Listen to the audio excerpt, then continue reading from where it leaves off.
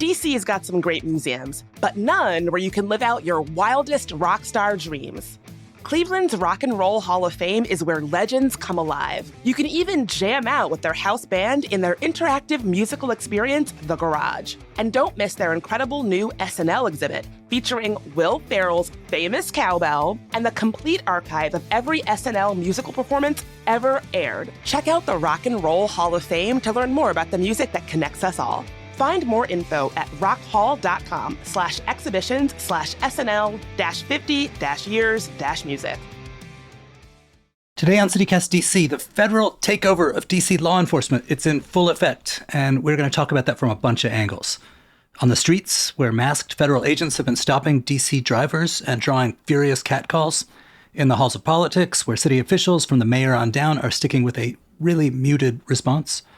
And online, where locals have been reacting in a wild variety of ways.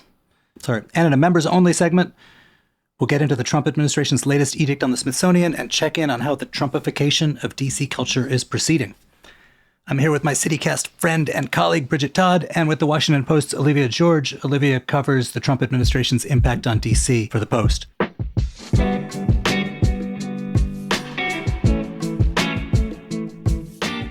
Today is Friday, August 15th. I'm Michael Schaefer, and here's what DC's talking about.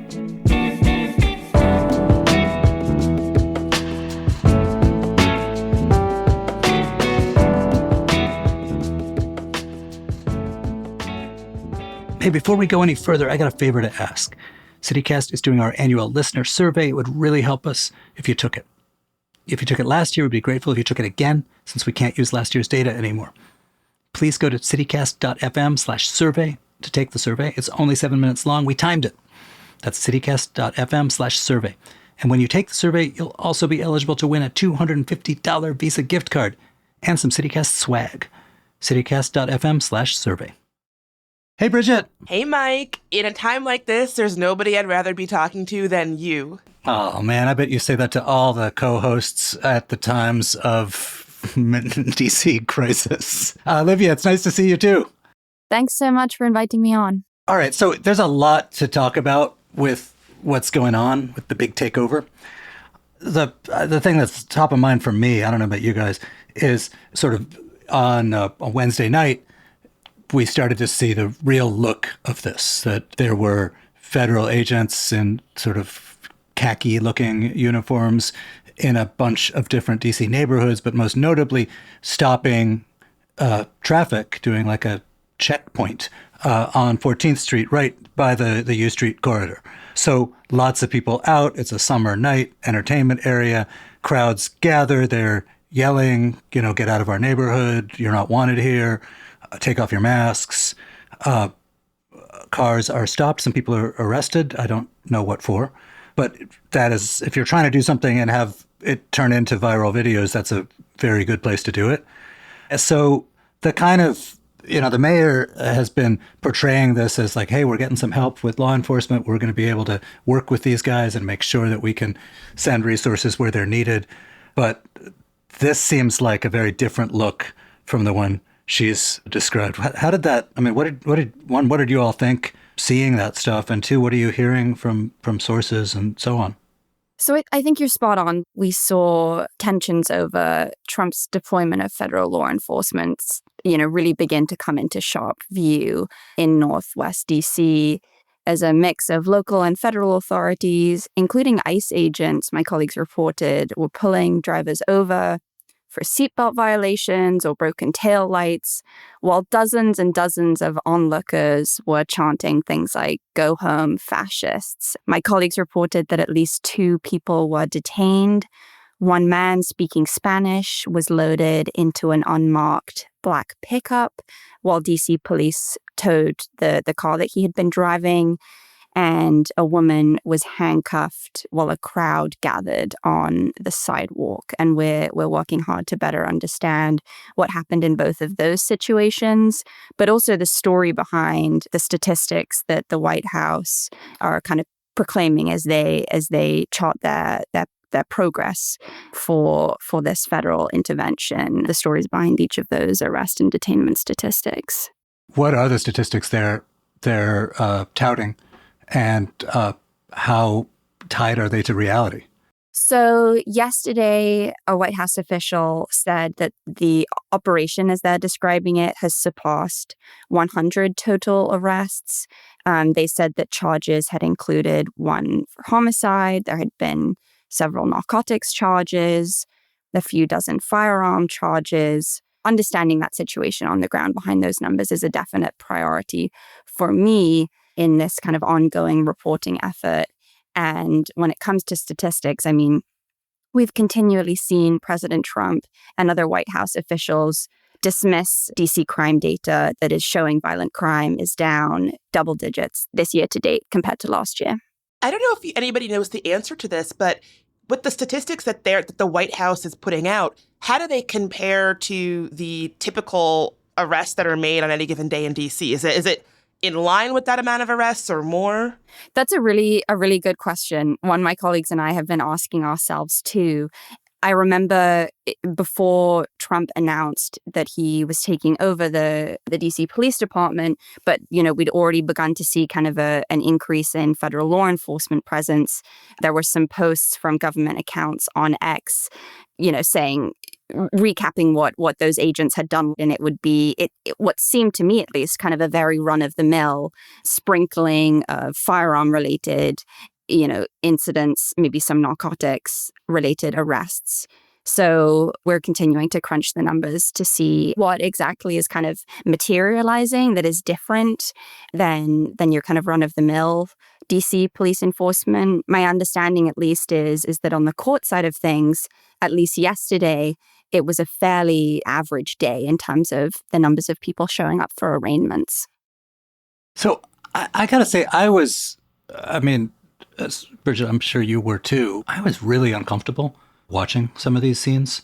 The masks over the federal agents' faces, the unmarked vehicles, this creates a sense of lawlessness. Metropolitan Police Department officers, who I think are pretty well trained, they have to have a visible badge. You see their name. They are required to use body cams. So there is a certain degree of transparency about what's going on there.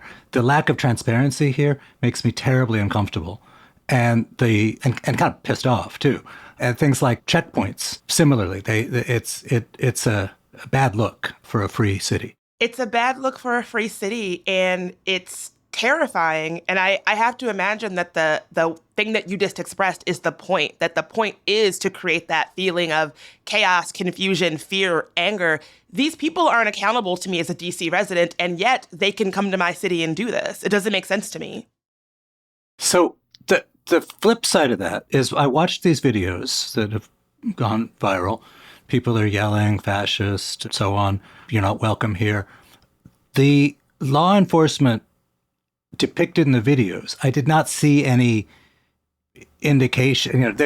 No one has sent around to me, at least, a video showing law enforcement acting illegally or brutally. There's not, there's, as of yet, at least, anecdotes have not gone around about someone kicking someone's ass, illegally, which Trump had encouraged them to do.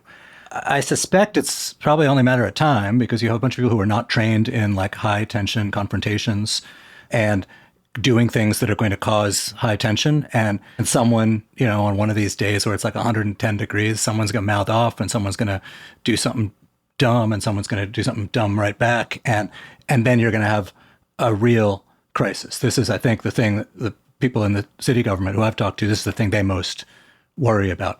Olivia, of the stuff people were seeing at court or the stories about these arrests, is there any indication that these feds are doing things that will make it harder to actually convict the people being arrested because a jury might be so appalled by what's happening? At least from what I've seen and heard, I think it's a little too soon to say, but I want to also just highlight what I thought were interesting remarks from the DC Council chairman, Phil Mendelson, in an interview Wednesday with one of my colleagues. He basically described two realities at play. One asserted from the White House, where Trump said the federal takeover of DC police would, rescue this terrible city from the crime, bloodshed, squalor, etc. And then the other, what's actually happening on the ground. He said that by all indications, federal agents were not trying to, he said, boss MPD around, and instead were working collaboratively, soliciting ideas from how they could be helpful, a type of collaboration that he and others, the mayor, for example, have welcomed. I think, though, some of these incidents that we're beginning to see out late at night are worrisome to local leaders and residents alike. As you say, on a warm summer evening, when you have a large presence of law enforcement officers, some of whom are maybe not as familiar with, the day-to-day patrols and kind of situation on the street as local law enforcement, it isn't hard to imagine that, tensions can really escalate quite rapidly. Right. I got to say, if you're a real cop, the idea that the public will come to see law enforcement as an undifferentiated mass of people whose badges aren't showing, who aren't wearing cameras, and who can throw you in an unmarked pickup truck and take you God knows where, that's not going to make it any easier to get cooperation if you're trying to find witnesses to solve a rape or something. And I think that it's statistically true that if you are an immigrant or an unhoused person, these are communities that are more likely to be the victims of crime. Sorry, there's police activity outside my apartment. I don't know if you can hear that. They're coming to get you, Bridget. This is it. Yeah, they're coming for me. I mean, I think these are communities that are more likely to be the victim or a witness involving crime. And so one of the points I think that Mark Seagraves made when we spoke to him earlier in the week was that there is an aspect of relationship building and trust building that comes with the kinds of relationships that police have to have in the community to actually solve and prevent crime. And it doesn't look like people thinking of law enforcement as masked individuals with no badge and murky authority who will throw you in a van, as you said, Mike. I don't see how this is making, if this truly is about crime, which is the conversation that we seem to be having at a national level, I don't see how this makes us more safe.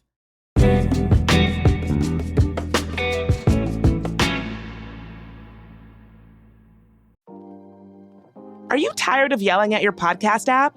We know CityCast listeners don't just consume local news, you live it, debate it, and have opinions that could reshape the conversation. Now you can do something about it. CityCast DC has partnered with Backroom to turn your hot takes into real impact. This is not just another comment section. Backroom works by bringing people together in focused discussion rooms where engaged residents like you dig into local issues, challenge each other's thinking, and actually build towards solutions. Think of it like group chat meets collaborative journalism. And right now, all of Backroom's current rooms are open for you to join. If you've ever wanted to keep the conversation going after a CityCast episode, this is your chance. Help shape solutions for your neighborhood, your block, your city. Head to the link in the show notes to join an active room or start your own. Backroom, a platform for problem solvers. Hold up, DC foodies. You're still ordering the same boring takeout? It is time to wake up those taste buds and explore DC's unique and delicious food scene. Metropolitan Washington Restaurant Week is bringing the eats from August 18th through the 24th at hundreds of locations across the DMV. Check out that new Thai fusion spot or that burger joint you've been meaning to try. There's something for everyone. Enjoy a 3-course lunch, dinner, or DC's favorite, brunch, at a discounted flat rate as low as $25. If you've ever eaten out in DC, you already know that it's an absolute steal.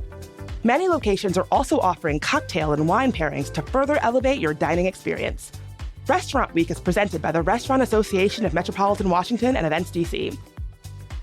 Visit rwdmv.com to see the full list of participating restaurants, peruse the menus, and book your reservations.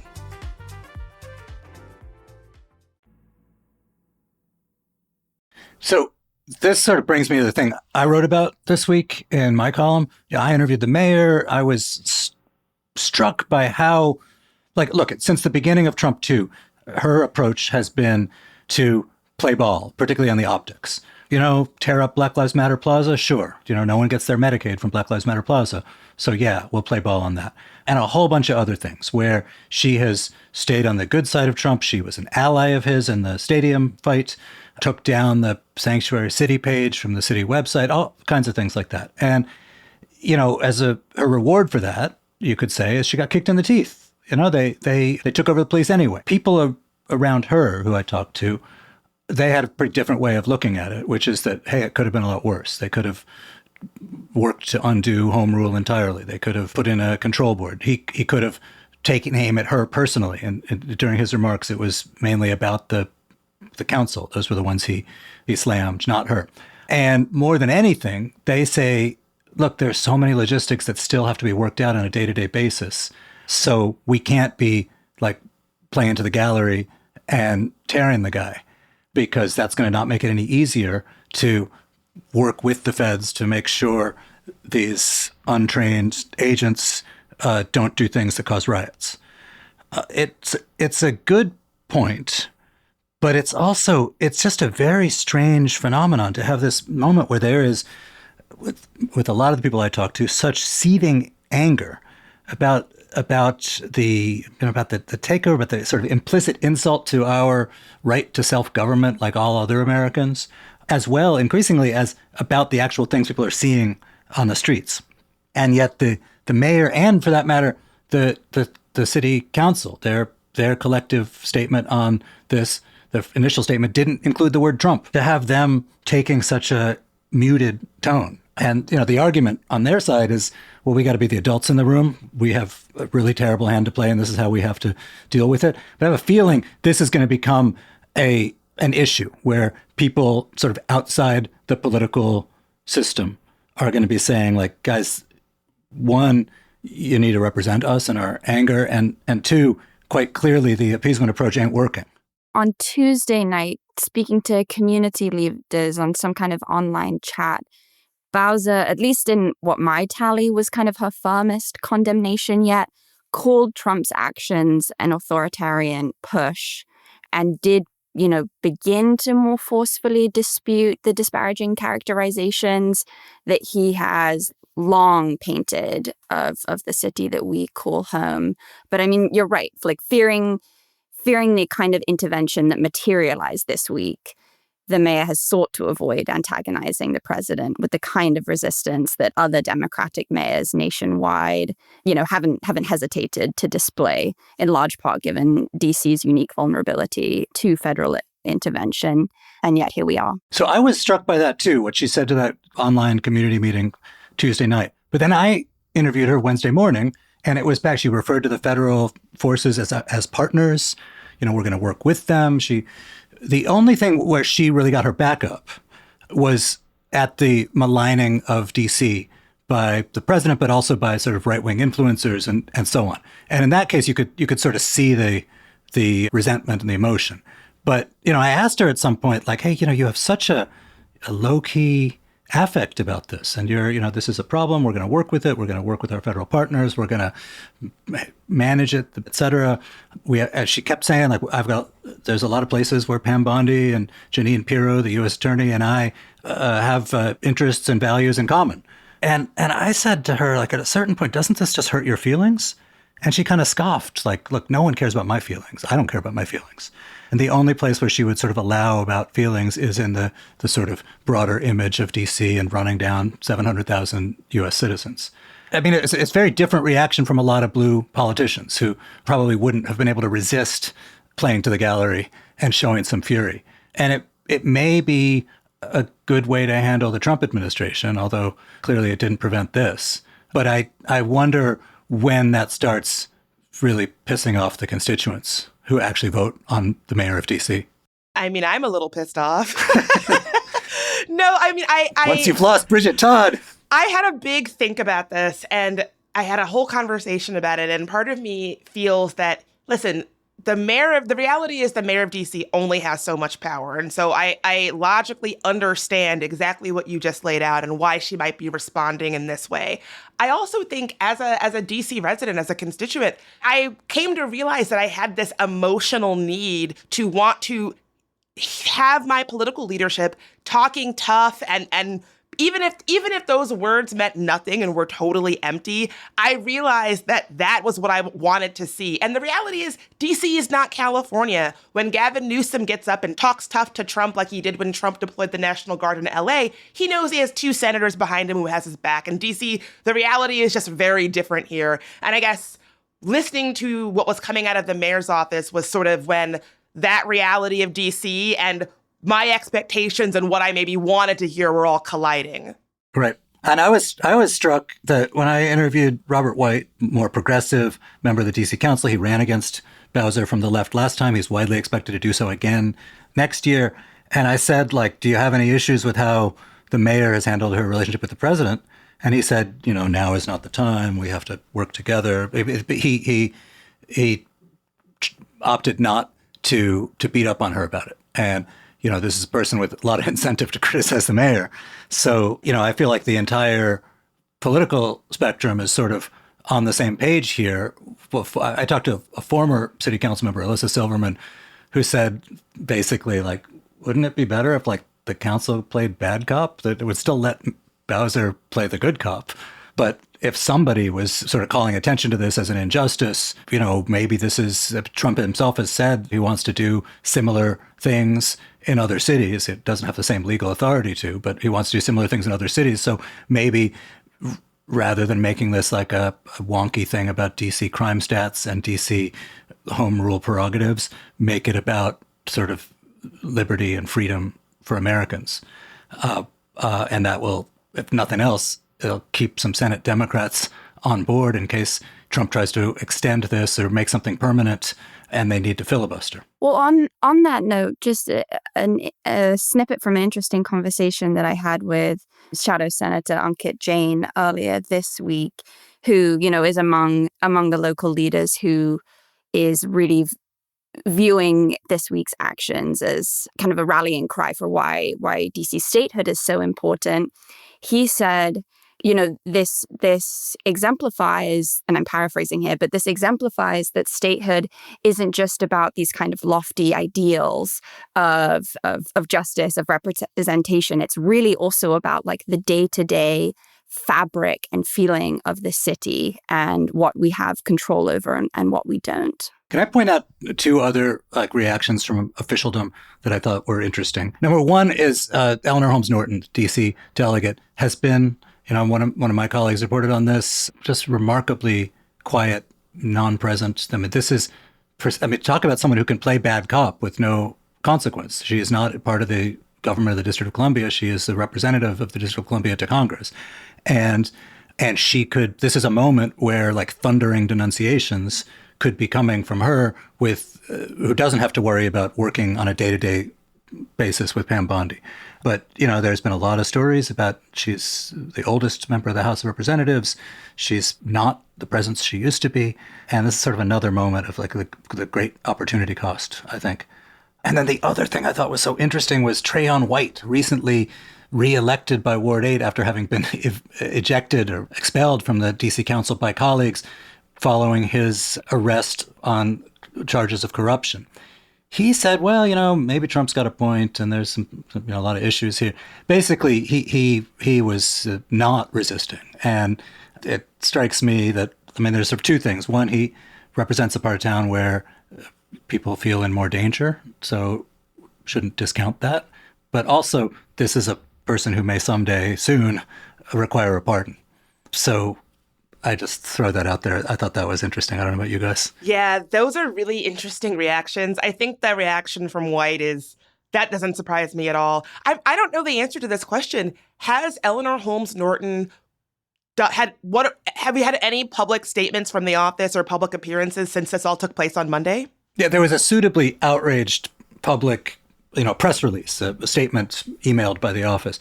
But I don't believe she's been on camera or on the floor. The House is in recess, but I don't believe there's been other stuff. That matches my understanding too. I tried to at least get her on the phone. This would have been on Monday, when right after Trump's announcements, but was unsuccessful. And as Michael said, just got the written statement from her office. All right. So another place where they are playing ball, happily or not, is that on yesterday morning, the DC police chief, who is still on the job, issued a new order allowing police to notify ICE about subjects not in custody, like during traffic stops and so on, and to allow them to help ICE in the transportation of detained suspects. So it's another thing where I suspect the voters, or at least the elected officials of the city, would never independently opt to pursue such policies. But the Bowser administration is pursuing them. But I can't speak to whether it's out of genuine conviction or a desire to placate these people they call their partners. But that's what's happening. And when they say, oh, these are our partners, we're collaborating, I do think people need to understand that this is what that looks like. These are the kinds of policies that they are collaborators on. Right. I mean, well, to that end, Chief Smith has, like the mayor, said that a boost in federal law enforcement efforts, could help the city further drive down crime and get more guns off the streets, which mirrors the kind of pragmatic approach we've seen the mayor take as she presides over this deep blue city during the second Trump administration. What exactly this latest executive order means for folks, I need a little bit more time with the language, but this feels notable in part because my colleagues reported that at that checkpoint last night, among the federal officers that were present were, ICE agents, and MPD was present there. So it appears we're seeing closer collaboration. And just to be clear, the chief's order continues to say they won't do a bunch of things, including go through a database just to find out about someone's immigration status or provide the feds information about personal identifying information or date and time of release of someone in custody, that sort of thing. But, look at the mayor and the police chief have talked about collaboration as if it's just like, hey, we're going to sort of direct these feds who are an extra bit of muscle for us to help with priorities we already have. In this case, immigration enforcement has not been a big local priority because I don't think it's something that a lot of DC voters think is sort of the defining crisis. A lot of DC voters are very worried about sort of street crime and stuff. So, but this is obviously a top Trump administration priority, and it's one where the city's government that's what collaboration looks like. You scratch my back and I scratch yours, I guess.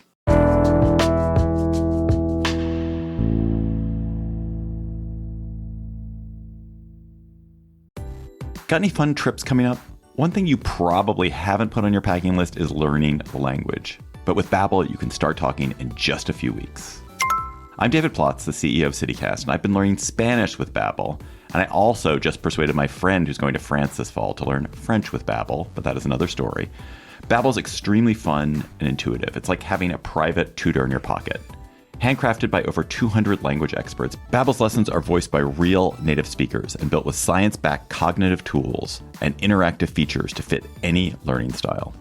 I love a lot of the different Babbel features. The Babbel games for sentence building, Babbel speech recognition, which helps me get the pronunciation right.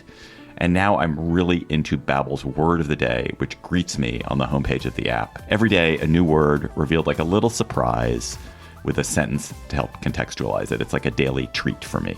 Studies from Yale, Michigan State, and other leading universities continue to prove that Babbel works. One study found that using Babbel for 15 hours is equivalent to a full semester at college. Look, I want you to learn another language. So I'm teaming up with Babbel to gift you 55% off subscriptions, but only for CityCast listeners at babbel.com/CityCast. Get up to 55% off at babbel.com/CityCast. Spelled BABBEL.com/CityCast. Babbel.com/CityCast. Rules and restrictions may apply. So I also was struck by, there's been very little in terms of organized protest. There was a thing in the DuPont Logan area on Monday, not long after Trump's statement, but it wasn't like, community leaders, city council members, the mayor who had once taken to the streets to protest for statehood. It's not like any of them were leading mass mobilizations. What we have seen, of course, because it's 2025, is a lot of people cracking wise on social media.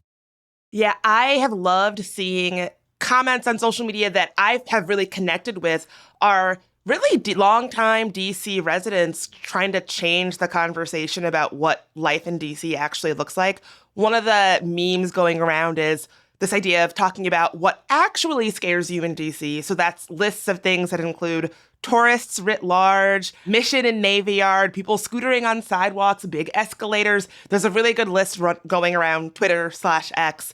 And that connects with me because I do think this, as you were talking about, Mike, this idea of these like tough lawmakers from red states coming in and then going on TV and talking about how terrified they are when they step foot on the streets that I go on every single day. It's really created this interesting cognitive dissonance where, you know, these are people who would probably call me and my friends like soy boy beta cucks. And it's like, oh, I'm on the metro every day. So who's the real, you know, coward in this situation? I think the way that people are using the internet to sort of change the conversation about what life in DC looks like has been great. I love it. Keep it coming. I wonder if you noticed any, you know, on social media or anywhere else in the conversation, people saying they like it. I have to say, I was, this is going to sound so fey reportery, but there was a guy, my dishwasher broke and the repair guy was at my house when the mayor called me. So I'm in the other room doing this interview, and he's working on the dishwasher. And I came back in, and he was like, "Hey man, I heard what you were talking about. I live on Arkansas Avenue. I think it's good what Trump did. There's a lot of crime out there." And I don't know that his view is any more representative than anyone else's, but I wonder if anybody in sort of public space has channeled that perspective. So I have seen a little bit of that, just chatter online. And typically it's people who say like, oh, well, I was the victim of a crime and I think this is going to be a good thing for the city. And we've talked about this in all of our conversations about crime in the city that we've had since 2023.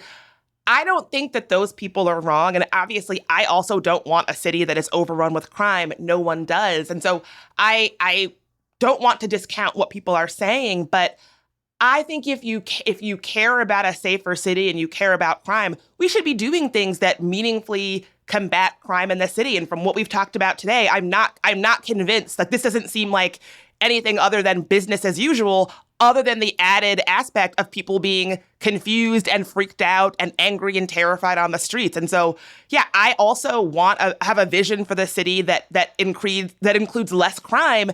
I just am not convinced that this is how you get it. And I think this is one of the many reasons why I hate the way that Trump operates is because he takes legitimate, valid conversations, things that people are right to be concerned about and right to be talking about, and he just throws dynamite into that conversation so you can no longer have a reasonable conversation about how you get to a shared value.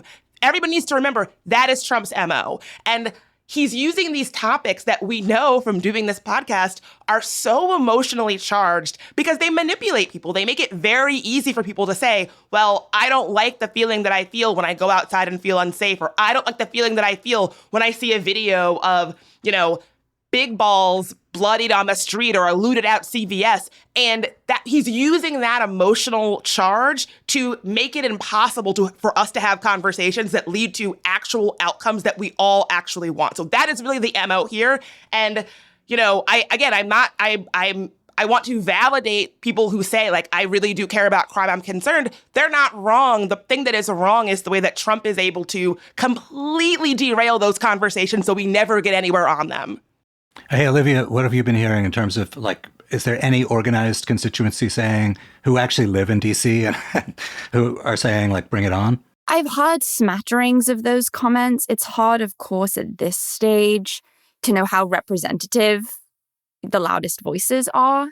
But I have heard from a mix of people who describe themselves as, you know, lifelong Democrats, some native Washingtonians who aren't exactly in alignment with the means that the president is taking, but were in some ways kind of hesitantly optimistic that this issue again being like back on the national stage will in their minds potentially has the potential for safer communities. But as I said, it's it's difficult to contextualize those like individual interactions and conversations and characterize them as representative of like broader populations. But I've seen some of the discourse online. I've had some conversations with folks who have voiced support. But I mean, we're still really early days. Like the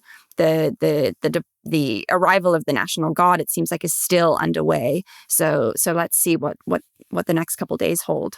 I was struck by, in my conversation with Elissa Silverman, who was a very progressive member of the DC Council, left office a couple years ago. She said, listen, that this at the core of this is a conversation that liberal cities have to have, which is, and that Trump creates this dynamic where it puts you in the position, because you're so appalled by, masked national troops on the street, of having progressives appear to defend like people living in tents on the street, or defend, groups of teens running around in ways that scare people or make people feel uncomfortable or something. And that just because you don't think like, well, these people should have someone knock the hell out of them, as Trump said, it doesn't mean that people are going to be really psyched to hear you saying like, yeah, the status quo with people with encampments is a great thing. And that's the sort of dangerous dynamic that, Bridget, as you said, like throwing dynamite into that.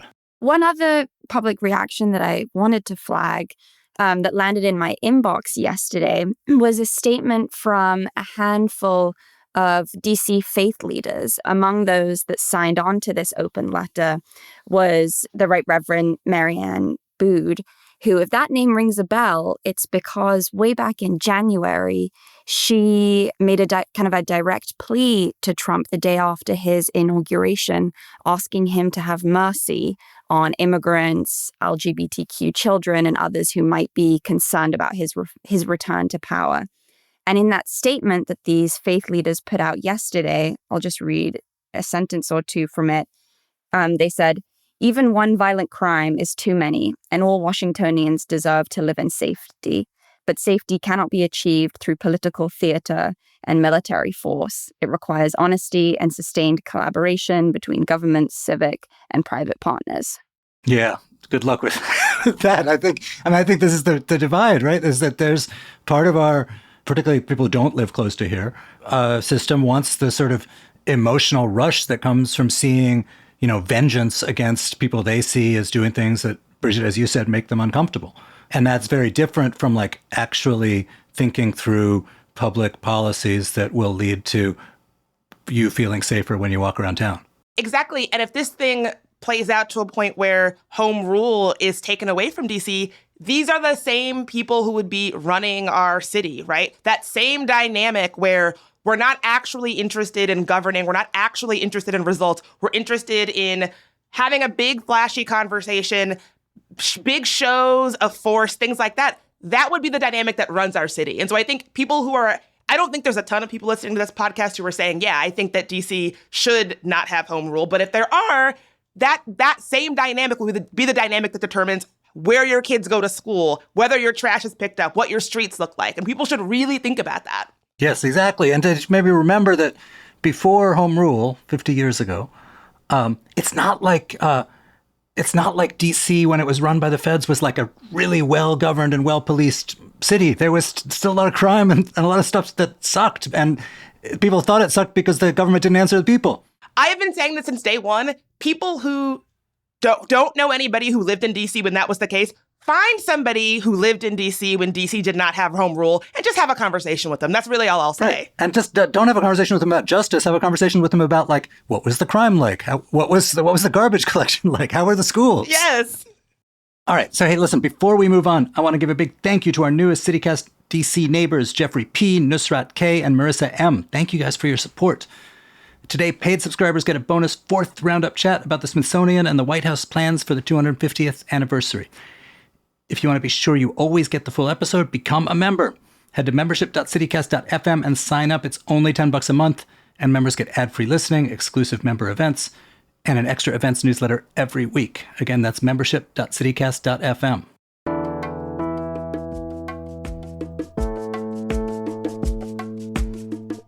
That's all for today here on CityCast DC. Our production team this week was Priyanka Tilve, Annie Reese, Julia Karen, and Ash Durbin. Newsletter editor Kayla Cote-Stemmerman wrote our fabulous newsletter Hey DC this week. And our hosts are Bridget Todd and me, Michael Schaefer from Politico. Music is by Alex Roldan, with additional music from Duff Kelly, Elot, Andre Aguago, and Hip Color from Triple Scoop Music via Getty Images. We'll be back Monday morning with more news from around the city. Bye.